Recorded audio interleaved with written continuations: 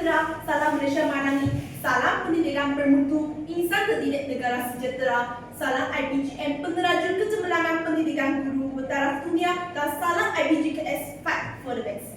Terima kasih saudara pengacara majlis yang berusaha tuan pengurusi majlis, barisan hakim yang arif lagi bijaksana, para pejabat yang dihormati, serta hadirin yang saya kasihi sekalian. Pada hari ini, saya akan menyampaikan pidato saya yang bertajuk Nilai dan Etika Dunia Digital, Perspektif Anak Muda Masa Kini.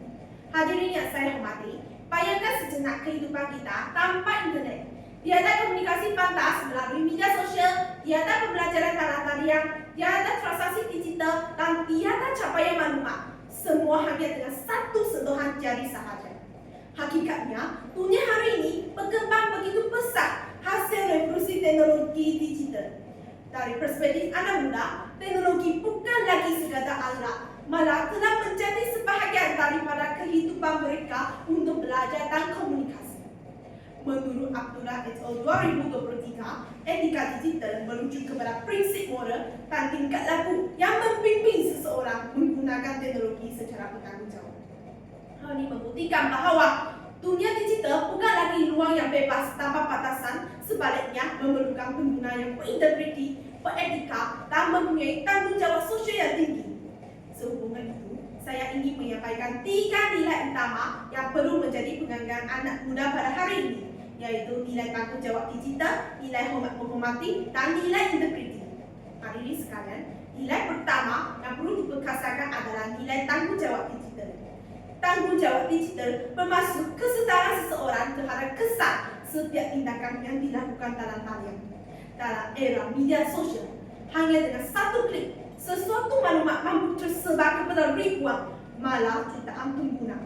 Oleh sebab itu, setiap pengguna perlu bertanggungjawab terhadap setiap maklumat yang dikongsikan.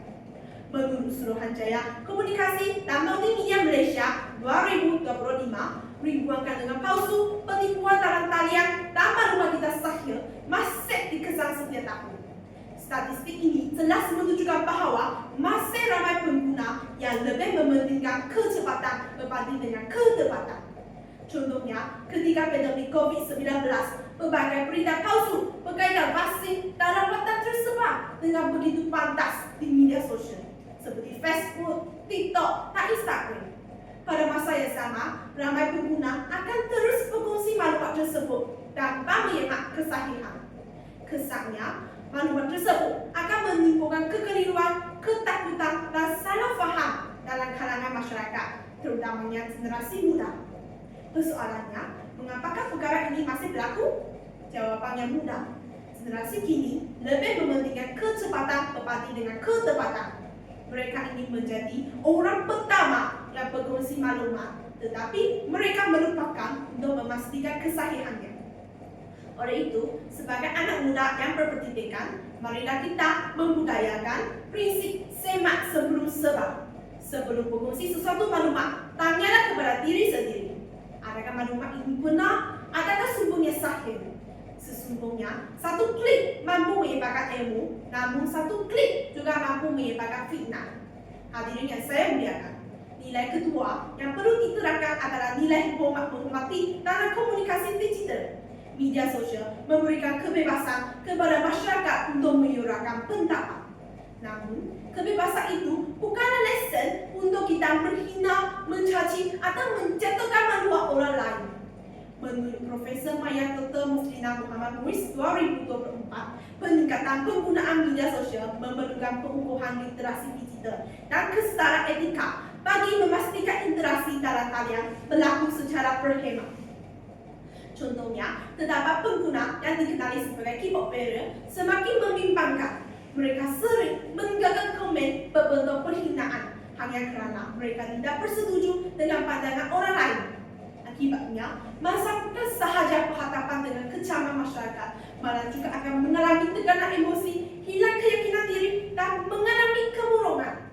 Jadi, sebagai anak muda, kita perlu sedar bahawa di sebalik setiap akaun media sosial terdapat seorang manusia yang mempunyai perasaan, maruah, dan harga diri.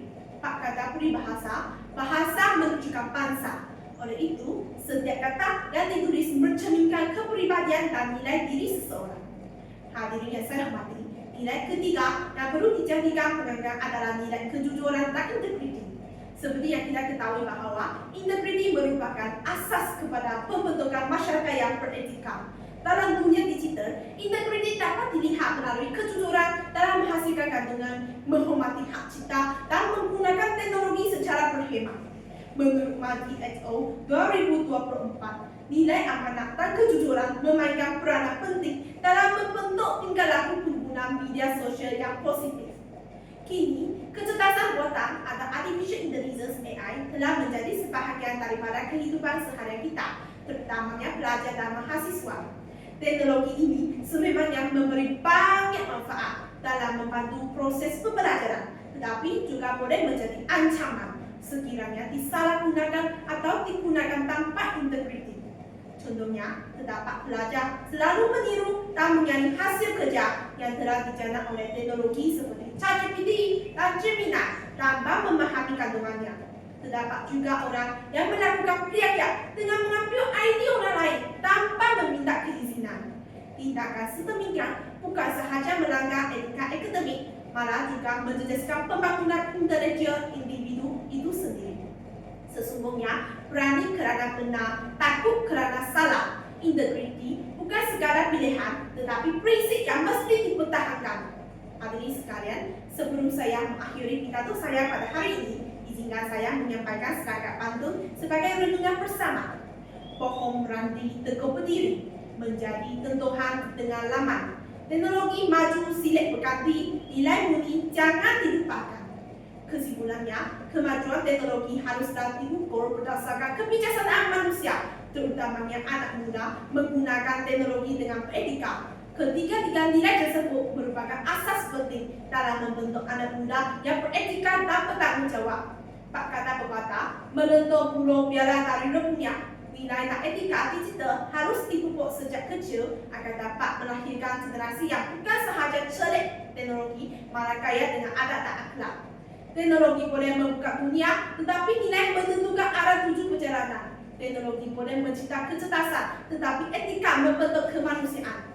Teknologi boleh menghubungkan manusia, tetapi akhlak memelihara hubungan tersebut. Jadi, marilah kita bersama-sama menjadi generasi digital yang berilmu, berintegriti, berakhlak mulia dan bertanggung jawab demi membina masa depan Malaysia yang lebih sejahtera, progresif dan bermartabat tinggi.